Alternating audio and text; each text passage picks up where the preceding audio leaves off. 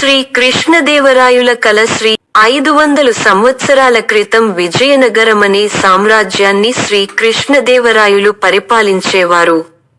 ఆయన ఒక రోజు నిద్రలో ఒక కల కన్నారు. ఆ కలలో ఆయనకొక అందమైన భవనము కనిపించింది.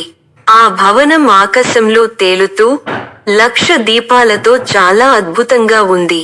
తలుచుకుంటే చాలు మాయమైపోయే ఆ భవనాన్ని కలలో చూసిన రాయలు ఆ కలను మరువలేకపోయారు. మొన్నాడు సభలో ఆయన ఆ కలను వివరించి దాన్ని నిజం చేయాలన్న ఆయన గట్టి నిర్ణయాన్ని అందరికీ తెలిపారు.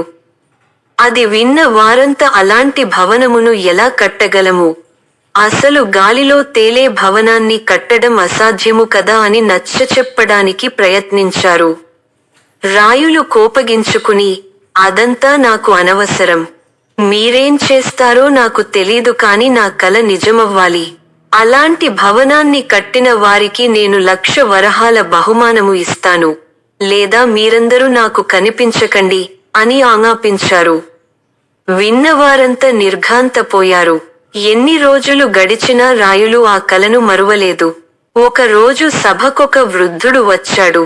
నెరిసిపోయిన గెడ్డం, జుత్తు, మీసాలతో పాపం అతి కష్టం మీద కర్రతో నడుస్తున్నాడు.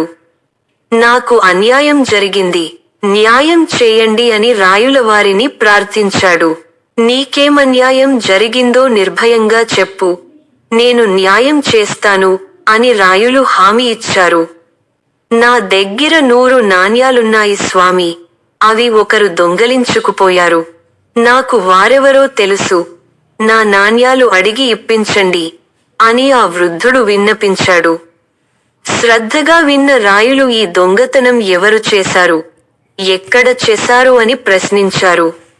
వృద్ధుడు తడపడడం చూసి, నీకేమి భయం లేదు, చెప్పు అని రాయులు ప్రోత్సహించారు. నా 100 నాణ్యాలు దొంగలించింది మీరే స్వామి అన్నాడు వృద్ధుడు. నిన్న రాత్రి నా కలలో వచ్చి మీరే అవి దోచారు. రాయులకు చాలా కోపం వచ్చింది. ఏమిటి వెటకారం, కలలో జరిగినది నిజమనుకుంటే ఎలా అని కోపంగా అడిగారు.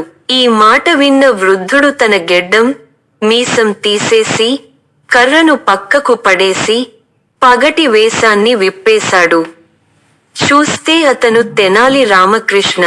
క్షమించండి స్వామి, మీ కలను నిజం చేయడం ఎంత కష్టమో నిరూపించడానికే ఇలా చేశాను అన్నాడు తెనాలి.